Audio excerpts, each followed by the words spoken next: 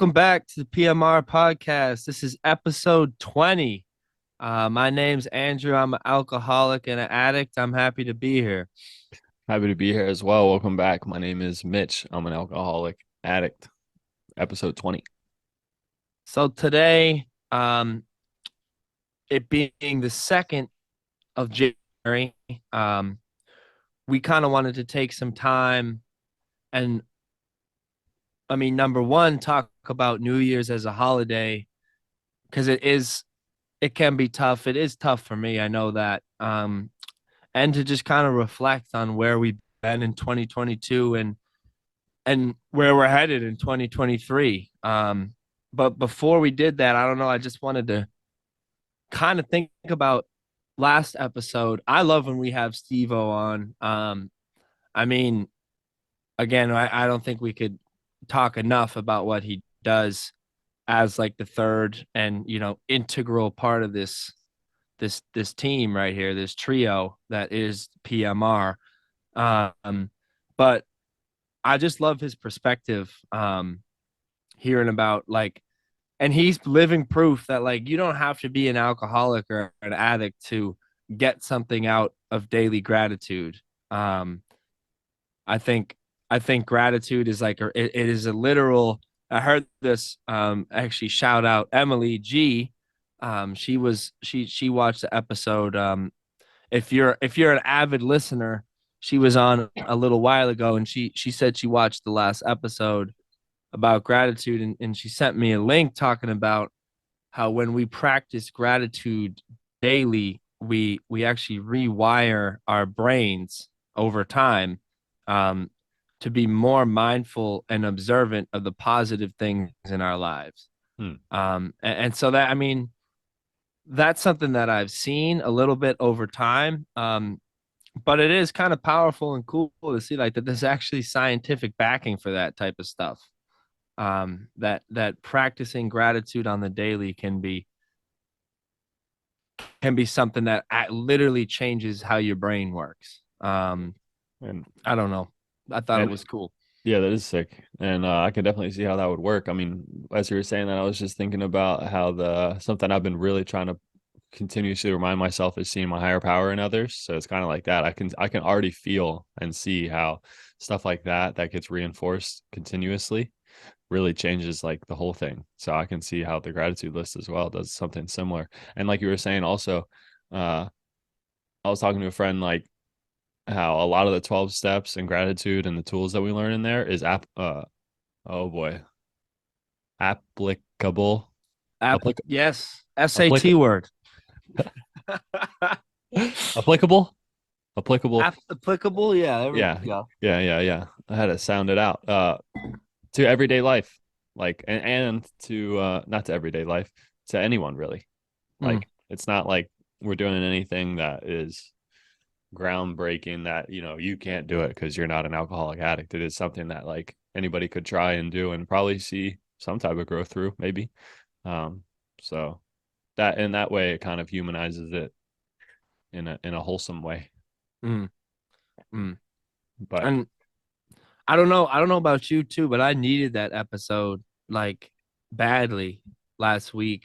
Um, because right, it's the power of habit, right? We get in a routine and it becomes a part of our daily routine, and all of a sudden we start to see changes. But I don't know about you, but for me, you know, if I'm not getting instant gratification from something, a lot of times I'll just I'll remove it from my daily routine. Like going to the gym, is instant gratification. I'm sweating, I feel fatigue, muscle fatigue.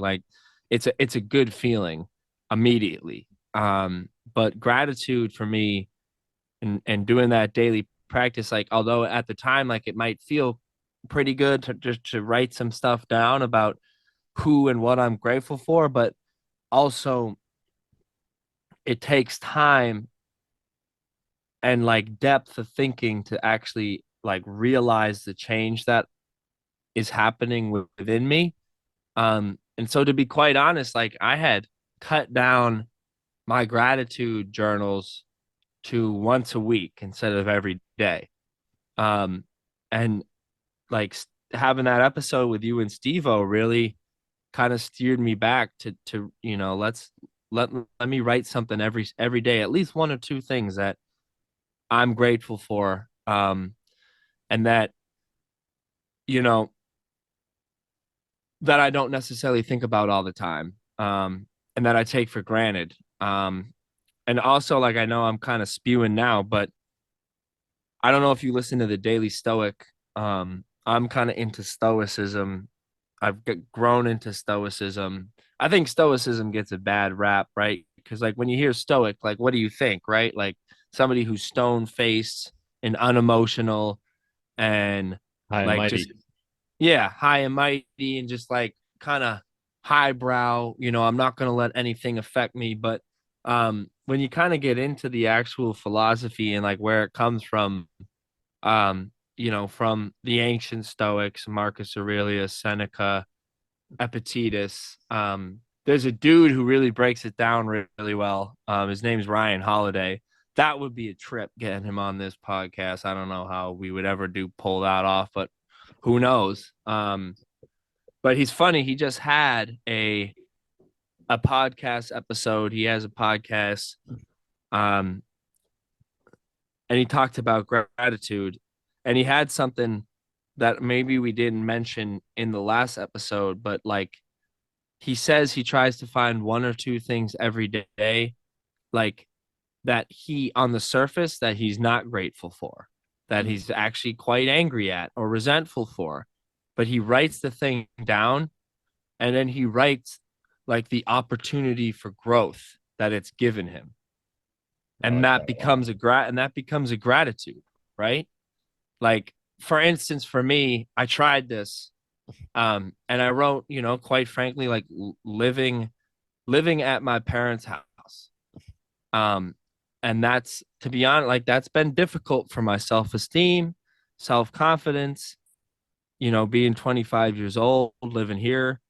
Um, but what it has presented for me in terms of growth is like the ability to rebuild my relationships with my parents. Like it's given me an opportunity to spend a lot more time sober with them, that I hadn't had in many, many, many years, since I was 10, 11 years old.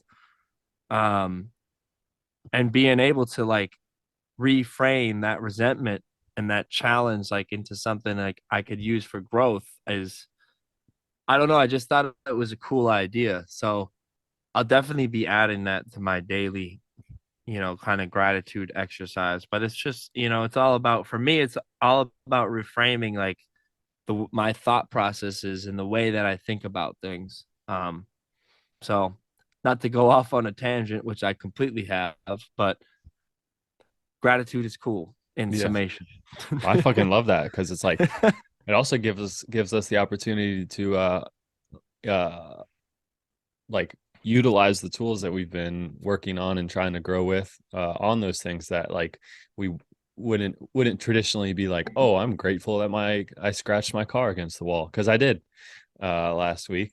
um but yeah, it's like trying to flip those things, you know what I mean, into a positive. I think that's like I'm gonna try that today actually. I didn't even think to do something like that. But speaking on today's episode too, like Mm. 2023, it's crazy that we're in 2020 or about to be in 2023 already. But I think a big part of that for me too is like they start going fast after college. You know what I mean? I guess I've been out of college for almost 3 years now, which is nuts. Um, Wild. yeah, for real.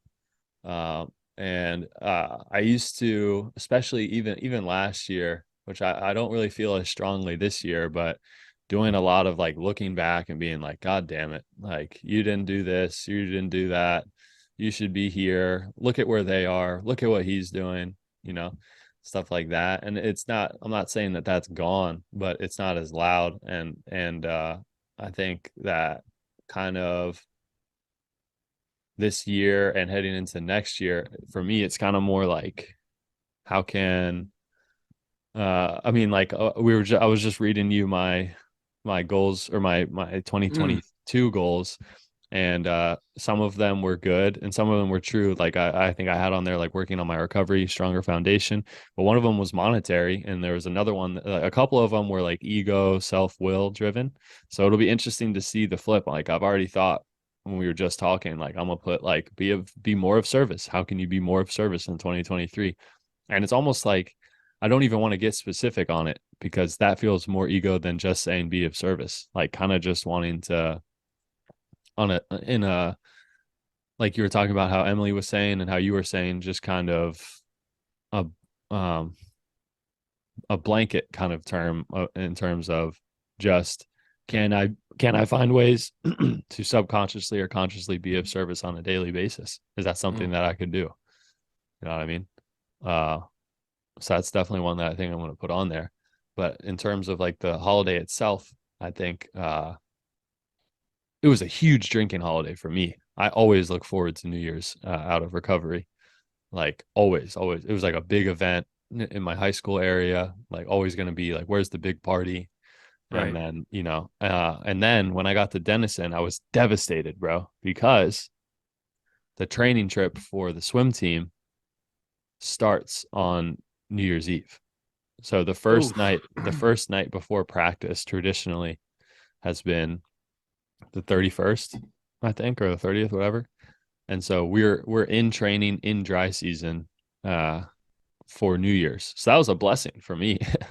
uh uh but I remember being so upset my freshman year. I was like, wait. Like, when does training trip start? And it was like, the day of New Year's. Um so I didn't even get to have a New Year's Eve or a spring break for like 5 years. But yeah. I mean, it's funny you talk about like the big party. I didn't. New Year's Eve is traditionally whatever, like big party, and it's an excuse for everyone else to kind of get drunk, get sloppy, get out of control a little bit, and it's like accepted, right? Um, because it's New Year's Eve, and it's the big celebration, and whatever. It's the new year, and um, I was always salty towards New Year's Eve. I don't know about you, but like I always, and I now when I look back, and I actually had this conversation with my sponsor yesterday. Like I I I didn't go out on New Year's Eve. Like I didn't want because to be honest with you, it was like the one night of the year where other people were like getting as effed up as I was. Mm. And I was like, well, they're not allowed to do that. Like I'm the only person. Like my ego was so huge. Like I was like, no, they like I don't want to be around anyone else who's wicked sloppy or effed up and blah blah blah. And meanwhile, like I'd be passed out on the couch, at 11:30 p.m. with like ice cream all over my chest and like God knows what else, and just like the hypocrisy on my end was wild. Was very very disturbing, really. And I was also like really insecure. Because the other part, and I wouldn't be telling the full truth if I didn't mention this, was like I wasn't like Mr. Popular in high school. Like I didn't get invited a lot of places. Um I had friends kind of as a function of me being in on athletic teams and playing sports and everything, but I wasn't like if there was the big parties and everything, like I was either not invited, not like out of, you know, ill will towards me just because I wasn't really in that realm of people, or I was if I was invited, I was always too nervous to go. And that was, all self-centered thinking on my part. Like I was, I was always under the impression that if I went, I was going to be the center of attention. And how could I handle that? And blah, blah, blah. And I was also like, I was also even in high school and late high school, and then obviously in college and continuing like through while I was in active use, like I was always in that isolation mode. Um, and it was sick. Like I don't know if you can identify with this, but I loved any excuse like to feel excluded or to feel like people were against me or to feel like, you know, isolated or sad. And New Year's Eve like provided like a perfect outlet for that. Mm. Because like I'd like decline the invitation to the party or to go out with my friends or and then I just start complaining like, oh, I never get to go anything and everyone's gonna have a fun time tonight and blah blah blah. And like there was all my disease just saying trying to get me pretty much to just be alone and use the way I wanted to. I loved an excuse to be alone and to use the way I wanted to, Mm. without anybody stopping me. Um, and New Year's Eve definitely provided that. Yeah. Um, and I don't know, like I'd love to hear how that's changed for you because for me, it's like it's totally different now. And I'm when I think about New Year's Eve and recovery, like it brings me relief, because I don't have to worry about much anymore, on this godforsaken holiday. Like Yeah. it's just another day. No, I feel Um, you. I think that it's interesting that that was your experience because I feel like uh I just remember from such an early age looking at the popular groups and thinking like I need to get in there. I need to figure out how to get in there. Like I needed that co-signing, I needed that group, I needed that like-minded individual. Like I needed to be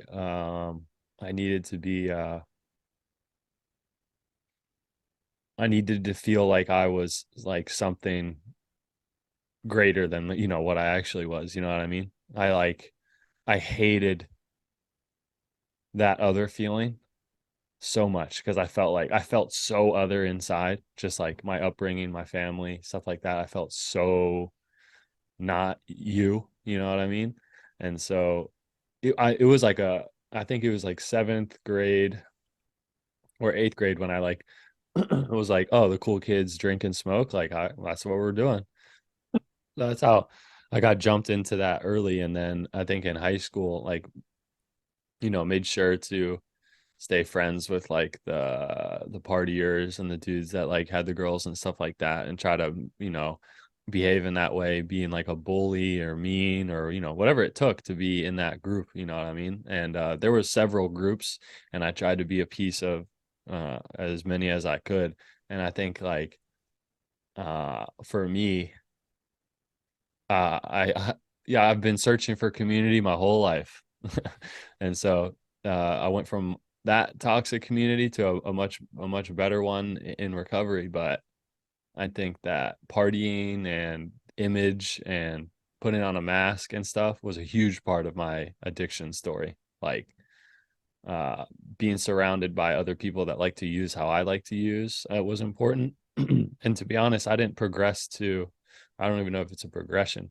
It's not. I didn't get to the point of like using on my own in ways that were like harmful until probably like my senior year of high school. And then really when I got to Denison is when I started to use on my own. But uh, for a long time it was very like image and like I needed to be told that I was cool and this, that, and the other, just to be able to like walk around.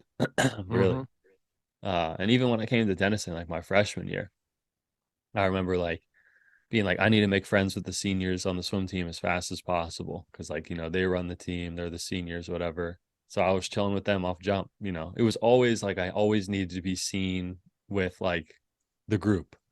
It was Mm. so vital to me, which is kind of embarrassing looking back on it too. Like, just because it's like I was so obsessed with what you thought of me, And well, this is the trip. I was so obsessed with like, do they think I'm cool? Do they think I'm like badass because I can drink this much and smoke this much and like yada yada yada. And on the flip side of that was I didn't think I was like that at all. I Mm, fucking was beating myself up, telling me like you're this, that, and the other. And it was just very fake. But oh, that's not what I was gonna say. The flip is that I was like wanted to be perceived as so cool and whatever, and then I was like cold hearted and like, would spit in your face type person, just like mm, a fucking mean ass fucking person, bro. mm-hmm, Um, and mm-hmm. it's funny because I've talked to it's not like that funny, but some of my Maryland friends, like exterior friends that I've talked to through like being on Xbox with them like years later and stuff, were like they are legitimately tripped out to see that I'm doing a recovery podcast, or to see that I speak how I speak, or like for me to be like, oh yeah, like be of service or see your higher power. Because they were like, this one dude just shoots me straight. He was like, I fucking hated you. You were a fucking asshole, bro. Mm. Like, as long as I've known you, because I haven't seen him since I've been back to Maryland, he was like, you're a piece of shit. You know what I mean? And I have to, that really did bother me a lot, and still does to an extent, especially early in recovery when I went home and I thought that there was going to be a band and trumpets and stuff. And it was like, nah, bro, you were a piece of shit. um, so I And you mean, still are until you prove it otherwise. You know what I mean? yeah, Like those things don't go away. Like I don't get back in good graces with people just because I put down the drink and the drug. yep, that's a huge, Like that's I'm a good still point. that same asshole. I just don't have drinks, alcohol, and drugs. Um, it's funny, man. I feel like our high school, and our social experiment, like experiences were different. Like I see similarities, but I also see like a lot of like kind of major differences. Like I'm the feelings though are the same, to be honest. Like I had a fear of rejection. Um, and I also had like a driving pretty early in high school, like a driving need to feel relief. Um, and I found early that I got more relief when I didn't have to split my drugs with any other people.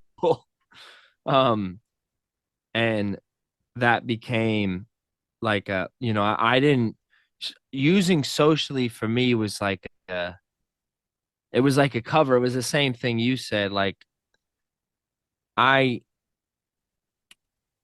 I did it because I thought I was like, oh yeah, I got to make friends with this. This is strategic, and I want to be friends with the seniors on the lacrosse team or blah blah blah blah blah. Like, but then it would come down to it, and I would act like an asshole. Like if they took some of my shit, like that they thought we were sharing, or if and I was ungracious, and I was an egotistical asshole. And it kind of tie it back to like this holiday. Like this holiday brings a lot of those memories back for me. Um, Me too. and it can be very difficult, like to see and not even be around it, but like even driving around, like because you and I are both working, and we got to touch on that because it's pretty cool. But like I'm gonna be in my car at 11 o'clock on New Year's Eve, and there's gonna be some shit going on. And like even not even being in it, but like driving in my car and seeing it happen around me it's a trigger because it's even though I wasn't like even in a lot of these places, like it's the noises and the feel like that is an alienating feeling for me. Like because I can already see like the writing on the wall is I'm gonna be driving home from work at this time, and people are gonna be laughing and drunk and using and in big groups and partying and listening to and loud music and dancing and blah blah blah. And a lot of it'll be a great time, I'm sure. And I don't want to discount that. A lot of people have a wonderful time on New Year's Eve, and that's great if you're an earthling, as we say. But like if you're one of us, like and you're early in recovery, like I am, I kind of sit there and I'm like, damn, like because like you said, like I've always felt other. and that's just that reinforces it in my head. Like, oh, there's some people absolutely, having a blast, having the time of their life, seemingly. And here I am, like, what, like, listening to like some some relaxing music driving home from work. Like, what's going on here? And that's it's almost funny because it almost ties back to gratitude. Like, that's when that rewiring of my fucking brain is so important. Because, like, to be honest with you, if I was in a weak moment there, like, that's a relapse danger for me. Panic sets in, that hamster wheel starts going. Look how much I've lost, and socially I don't do this stuff anymore, and I miss it so much, and I can't believe I'm not allowed to go and do this and be in this club or go see these people, and just one night, it won't be that whatever. Like, those will start rolling. And what tools do I have to stop that fucking, like, s- snowball that will inevitably lead to a relapse for me? This is like, it's a serious, like, I have like tools and plans in my head for this night, because even though I'm working, like, I'm gonna be out at 11, and that, like, the party's just gonna be getting going around that time. Um, so I have to know my boundaries. And one of my boundaries is, like, yeah, like, for sure, I will not be at one of these parties when I get out of work. Like, and it's different for other people in recovery. And I'm interested to hear, like, where you're at with it. But I will not be doing that. Like, I will be calling my sponsor. I will be calling probably your ass. I will be calling people who get where I'm at. Yeah. Like, and I'll be doing I'll be following a list of things that get me out of my own head, because I will be in my own head on this night. Um, but I don't know, like, do you strategize for that? Like, cause I like, that's what I got to do. Like, or else I'm gonna be buried in a tough place. Yeah. I think when I was at a year or a year and a half, 2 years, I locked myself in my fucking room, dog. My first New Year's, I was with extended family and left after being there for like an hour. Locked myself in my room. My second year, locked myself in my room. Can't remember the other one. I was with friends, in a controlled, like, where I was staying. It was like, something small like that. That's not true. My second and third year was on a training trip, so I was literally locked in my room. So I think that this year and last year I was with friends. I think I plan to be in a place where I feel safe. I don't think I've gone to like a New Year's Eve party. Uh, maybe one out of the 6 years in my recovery, I've gone to a New Year's Eve party. And that's because it is, like you were saying, it is such a big day for me, and it was such an event, and it was such a yada yada yada. And I have those same feelings of like, damn, why can't I go out? Like, that looks so much fun. Like, oh, they're so Mm-hmm. drunk. Like, oh, they're like yada yada yada. And as soon as you start entertaining that, it'll just start taking off and running. And I was in a meeting last night, and they were talking about, like, with relapse, and this doesn't like fully apply to New Year's, but it's kind of like this dude was like, uh, we're if when we're speaking on relapse, it's like a plane descending to land, and by the time it hits the ground, that's a relapse. But there's that whole 15 minutes of descending, and so kind of just the idea of that, like, it's coming before you actually touch the ground. And it's like, for us, just by us speaking on it and saying what we would need and stuff like that, that definitely is. If I were to come on here and be like, I'm good for New Year's, I'm actually going to a party and it's all good and I'm not worried about it at all. You might have Then to I'd be call me. Yeah, alarmed. yeah, you have to call me right after this. You know what I mean? Um, and you can still be confident in being okay on New Year's or whatever holiday it is too, but it's just like some terms that are red flags for us that we know. Like, I remember telling people early in recovery too, like, if I ever tell you I've beaten it or I'm all good, that's a big red flag. That's a problem. Like, you should Mm-hmm. come find me as fast as possible. Uh, um, but I do think, yeah, I think like just to touch on what you were saying, like we're both working 3 to 11, 3 hours apart Hmm. across the country. And so you're gonna get to 2023 before me, which is upsetting to me.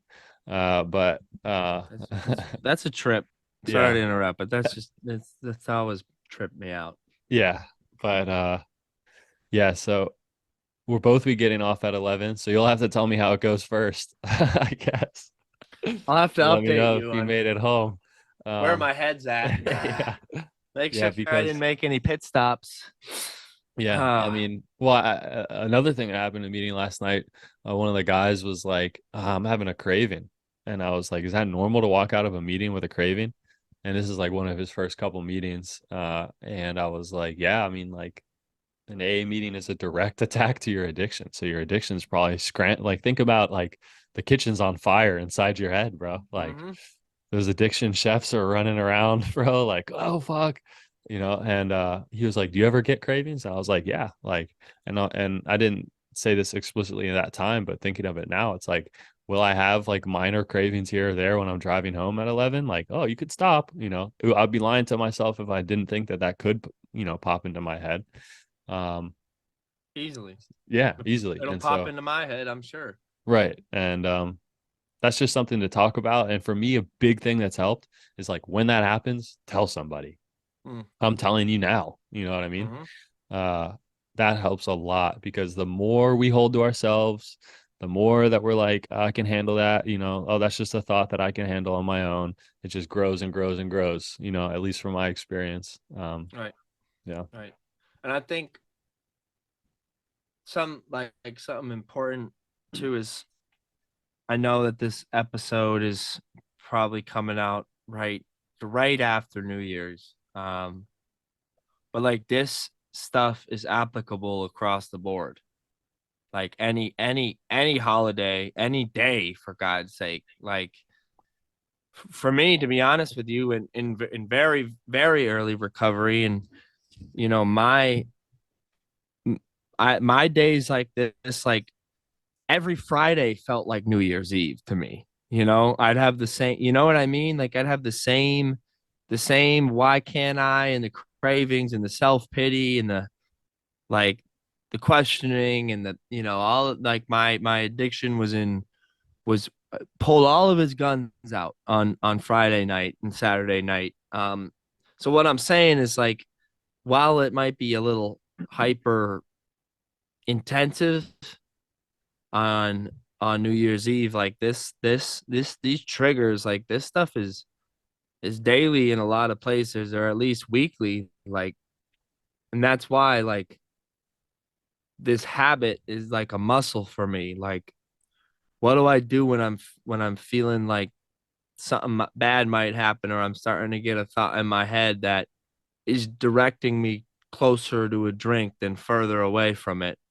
Like, okay, I call people. Like I talk to somebody who gets it. Like, and that's something like you said, like that I would never do, or that, I would never imagine that I would do in the past. And I think it's just like this is translatable like throughout the year to any special occasion. But I think we bring it up now because New Year's is like, at least with other people's behavior, people who aren't in recovery, it can be a lot. Like people really fucking let loose. Um, Yes, they do. so I mean, I think like the beautiful thing that is going on with you and I is like we're both working 3 to 11.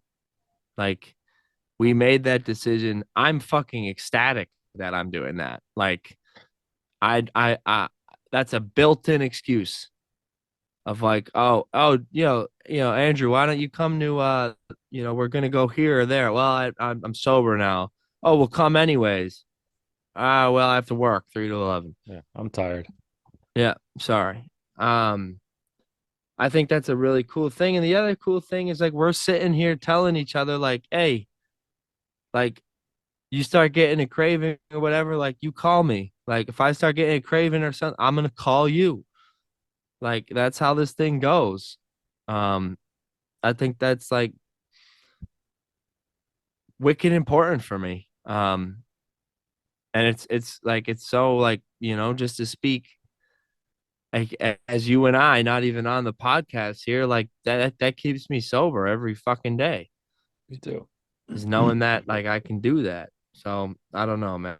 I think this holiday is a trip, but that's how we get through. We get through strength in numbers and alkathons. Yeah.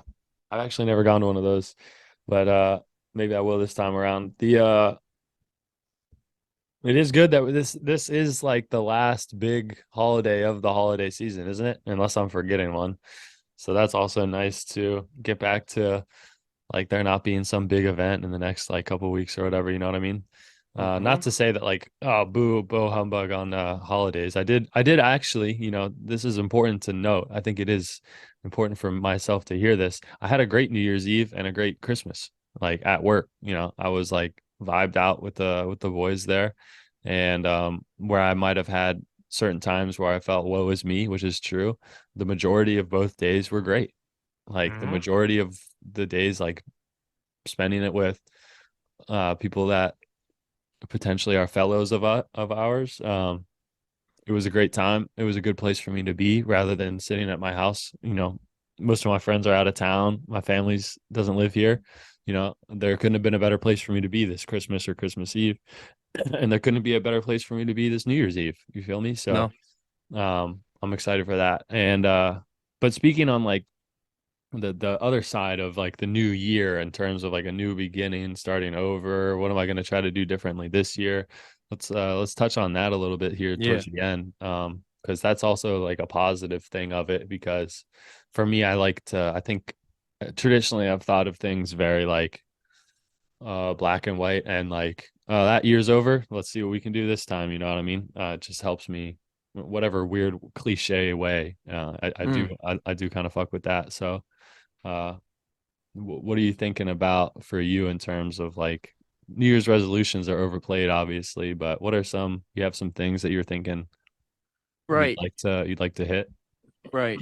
It's funny. I think it's funny. Like when I was in addiction, active addiction, I used to make, bro, I don't know about you, but I used to make so many fucking resolutions. Like, this is the year I'm gonna stop, using opiates. So this is the year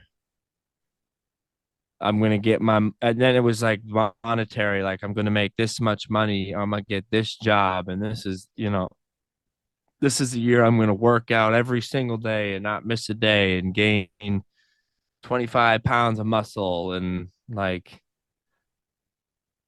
it's funny, like I think my resolutions, right, they mirror my addiction. Um, Hmm. the life of addiction is this high highs and low lows and nothing in the middle, nothing in temperance, or moderation. And um right, my resolutions mirrored that. They were fucking obscene. They were like, 100%, like let's be perfect, in all these different ways, right? And I think one of the things that honestly, when I reflect on this past year, uh, I think it's been a growth point for me, and something I want to continue to grow on is that things don't have to be perfect. Like I can make goals and have goals that include imperfection. Like, and it doesn't make me a coward, and it doesn't make me soft or weak, and it doesn't make me, you know, lazy. Because nothing is perfect. Um, I think I've come to realize that a little bit. And so when I'm looking into 2023, and where I want to be, like it's funny, like I don't have many concrete goals. And the concrete goals I have, like the tangible goals that I have, that maybe include material things, like they have a an internal growth idea behind it. You know what I mean? Like it's not like I want $1 million so I can have $1 million, right? Right. Um, like for example, like, and it's funny we're talking about this again, as you could see, it's one of my biggest insecurities, but one of my resolutions or goals, you could say, is to Move in with Mitch. that is yes, you could go ahead and say that. Move in with Mitch, move out, move out of my parents' house. And that's like while that's a tangible goal, like all right, it means me moving out, like and getting my own place and all whatever, all the above.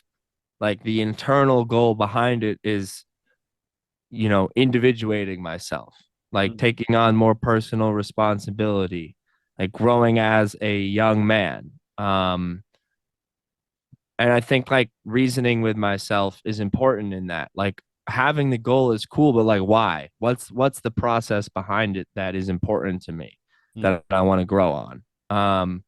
I mean, so that's one of them. And all jokes aside, like the back end of that goal is move in with Mitch. Yeah, come on out to LA, baby. um, so that's definitely something I want to look towards. But that's like again, so that's like a tangible, but everything else, right, is has to do really fun, like it's funny, like with the program. Like, and that's kind of what the program has taught me. Like Mm, that I don't like my ideas of health now are not, I'm not gonna say like centered or like obsessed, like right around the steps, but they are in line with the steps and the principles of Alcoholics Anonymous, I would say. Um, when it comes to having healthier relationships with friends, and with family and with, potential like partners, that comes down to me working the steps, you know, that comes down to me owning my defects, my shortcomings, and having faith and trust in God to remove those from me, like as I work on them day by day. Um, when it comes down to me making, having spiritual growth, because that is another goal of mine. Like, what does that look like? That comes with habits that I learn in this program, like getting on my knees, you know, saying talking to God, communing with God mm. every morning, like not just like talking at him or it or whatever you want to say, whatever your God is, but like, what am I saying? Like, what am I praying for? Like, how is my demeanor when I'm doing this? Like, am I rushing through? Am I just trying to get through to like check a box and say, yeah, I prayed today? Like, or am I like actually being cognizant of like where my head and my heart are at while I'm praying and seeing if there's a change in either one, like as I open myself to communicate with my higher power. Like these are things that I don't do currently very well. Like I speed through my prayers. Like I'm very check the box type of person. And I don't want to be like that anymore because where's like there is a cap on the growth that I can make if I'm just checking boxes, like to check the boxes. Mm-hmm. Um, Because I that's I, it. I want to, yeah, because that's it, right? It's done. Boom. Like I did the thing. Like Right. I want to get growth in the process. Longevity. Yeah. Um, I love so I don't know. Those are a couple of mine, and they're a little bit all over the place and out in the ether. But I mean, like the theme of it is like the end game is not where my goals are. Yeah. Like It's for not 2024. 2023, it's Right. it's the process. That's what I want to kind of get into and fucking sink my hands into and start really working. Uh, Um, I love but that she said that because like that is so like that's so smart and just like I wrote that down right quick because I was like, damn, that's I fucking vibe with that crazy because it's like, how about we don't set a goal for 2020, like, within this time frame of 2023 to 2024? How about you set a goal that can be continuously worked on? You know what I mean? Like, even speaking on when we were going over it before, one of my things from last year was like, make 100K. Like, bro, how fucking wild are you? You know what I mean? Like, it'll be interesting to see like what mine comes down to this time because just in terms of what you were just saying, like, how about instead of make some sort of amount of money, how about like work on positive self-talk to myself? How about that? You know what I mean? Like, and I'm a big believer in if like if on my goals or whatever, and just a daily goal is like being of service, being a loving, safe space, how about put on your list like support Andrew, support Steve-O, get out of your fucking self. How about that? Mm, Put that on your mm, fucking list. You know what I mean? And see what that does because I feel like things like that uh, really, like I was saying, but play into the like if you do things like that, you'll be provided for and taken care of by your higher power. And like that can probably turn some people off to that, but I'm I'm very much I've seen too many things happen after giving my will and my ways away to my higher power that it's just like I think you're doing a much better job driving than I was. You know what I right, mean? And right. yeah. So I think just doubling down into what our program teaches us to do and see what happens, really. Because like a lot of those New Year's resolutions are control based, self-will control based. So Mm. writing a list that's more, you know, not you, not you in the terms of like, I need this, I need that, you need to do this, putting that pressure on, like that masculine pressure of like being successful or getting a certain job or promotion or this, that, and the other. Like that's a continuation of how I used to think heavily. Like I heavily used to think like that. So I'm excited to put pen to paper on a different sort of list this year. Right. And I think the other thing is too, like you just said, like when I have all those kind of material goals and again having plans for where we're going to be at, like what job we want to get and financially where we want to It's be, good. that's not a bad thing. I Like agree. that's not a bad thing at all. That's responsible planning, but we need to live. I need to live in the gray area, like not in the black and white. Like I generally my default is live in a black and white world Hmm. where everything has to be like tangible. I need to know the goal. I need to know when I've hit the mark, and that's the only way that I'm going to be able to measure my success. And I needed to be And told good job too, on top of that. that's a big part of it. Somebody else has to tell me I'm doing a good job. But the problem with that for me is that it's either I succeed or I fail. Like in the way like this world works, best laid plans, a lot of it goes to shit. Like things change through the year. Like at the start of this year in 2022, I was working a grown-up job at a environmental services company, and company's great, job's great. I was not ready for things like that, and I was miserable. Hmm. Um, and my goal going into 2022 was like stay in this environmental consulting field and get into a certain level as a consultant and blah blah blah blah blah and climb the corporate ladder and all this stuff. Like in fucking June of 2022 I was working at an oyster farm.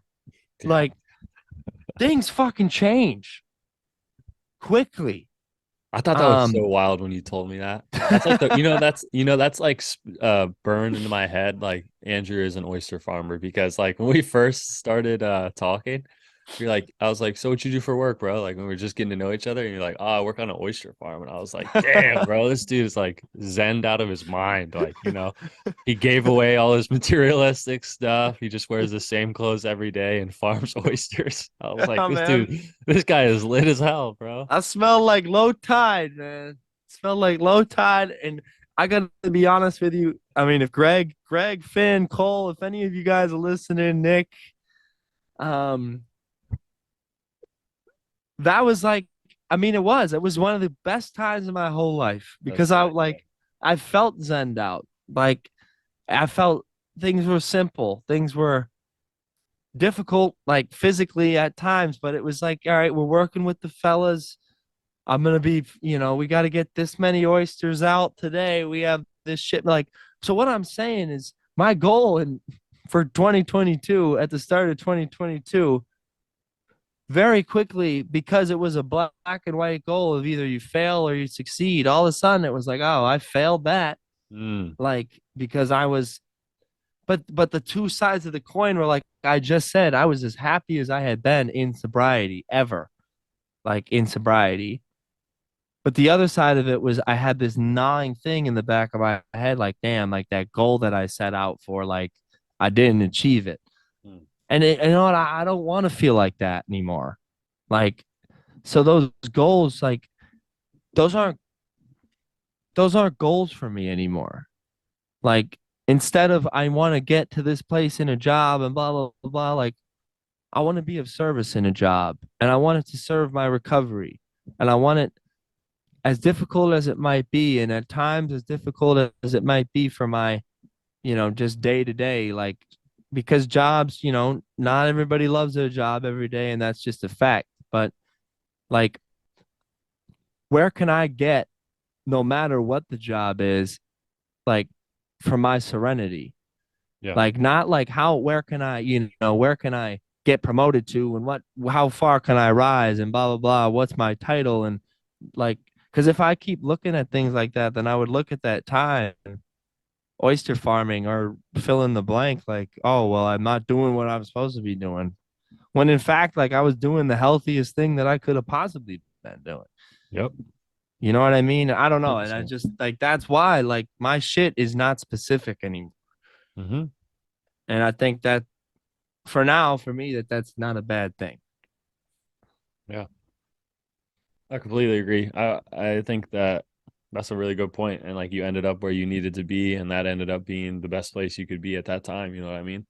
And like, um, I mean, I think a lot of people like the service thing. I was talking to a dude. I know I say this a lot. Like I heard in a meeting last night, or talking to a dude in a meeting, but I've been going to a lot of them. And this guy was like, service like changed my recovery, and I was like, me too.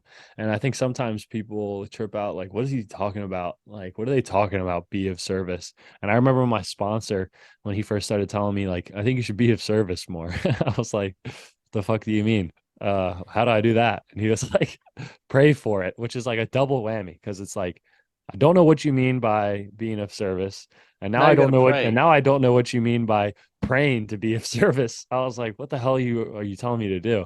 And it's kind of one of those things that the more you just like blindly be like, he was like, get on your knees and pray to be of service. I was like, okay. And the more you kind of do that, I guess the only way I could explain it is you'll figure it out. You know what I mean? Like it's not something I can really tangibly put down, but uh that is like it's just the continuation of getting outside of yourself, really, Mm. which helps us a lot, doesn't it? um Yeah, man. but Yeah. I am still excited, looking forward to it. I'm excited to be at work. I've been loving working with these these guys, and it puts me in a position where it's like I'm talking to some of these guys and I forget about everything else. You know, Exactly. it has provided that quote unquote, wrong word, but escape that I had when it was like drugs and alcohol. But like talking with another addict or alcoholic, talking with you and stuff like that, like rarely am I tripping off other stuff that's going in my life when we're doing the podcast. Rarely am I tripping off other stuff when I'm talking to another addict or alcoholic. That's kind of like the purest conversation you can have, because both of us are like we're on that same level. So I think that we're us both working in recovery is nuts. Like that's our lives are. I don't know if you're copying me or I'm copying you. You know what I mean? But We're in a recovery arms race. yeah, We've been in a recovery arms race since I met you because we're both the two most competitive motherfuckers that I've ever met in my life. And that's all right because it's positive. You know what's hilarious, bro? Is that I sat on this is embarrassing. I sat on my resume for basically 2 years while I've been in LA. Like too nervous to do it. Didn't think I was deserving of getting a job. Like too scared if I had gotten into recovery because maybe I couldn't handle it.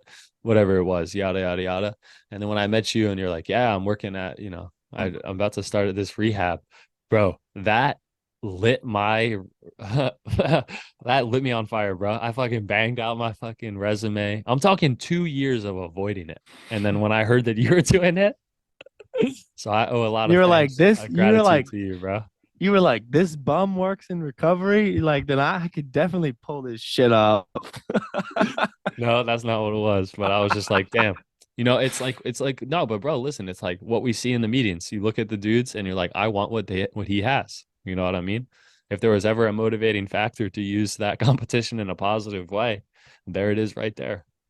It's a beautiful thing. It's a beautiful thing, man. I think there's beautiful things coming up for us this year too. I'm excited to I think see so where too. this goes. Yeah, me I too. have a cool, really, really cool guest coming on next week, and Yeah. you know, I think the growth that we see here, like on this podcast, even is it's just going to be crazy to see how it continues to grow and develop as we grow and develop. Um, and I'm excited for it, man. I wouldn't want to do it with anyone else. Yeah, me too. You know what I've been thinking about is like going back and watching like episode. I know we're not at a year, maybe that's like a year activity, but like after a certain amount of time going back and looking, I'm really interested to see our growth and verbiage and like just general stuff because I can already feel like we're growing in a certain way. So I can't thank you enough for what we're coming up on. Maybe we started in August, so we're almost at like 6 months, which is cool. Um, I can't thank you enough for doing this with me, bro. Like, Yeah, man. I'm regardless of the grateful. yeah, bro, regardless of the views, the likes, the whatever, like doesn't really care. I don't trip off that at all at this point. Like, uh I just love talking with you, getting to know you, and becoming better friends with you, bro. It's been awesome. It's an hour of talking with another alcoholic. It's a meeting for me, you know what I mean? And it's a avenue of being real with somebody that that in a way that I can't be with people who don't understand this disease. Hmm. So it's been a blessing and a large source of gratitude for me, man. And you know, going into 2023, it's going to be a beautiful thing to keep going, man. So Yes, sir. I thank you. Yes, sir. 2023. All right. Well, thank y'all for episode 20. We made it to another, considered cool number, I guess. I don't know. It's not much different than 19, but congrats to 20. And I don't fucking know, bro. And I'm very much looking forward to another great, challenging, hard, fun, laughter, crying year, 2023, 2024. I think it's gonna be dope. I'm excited. Um, but yeah, thank y'all for tuning in, and we will keep coming back. I'll keep coming back. Thanks, Mitch. Love you. Love you, bro.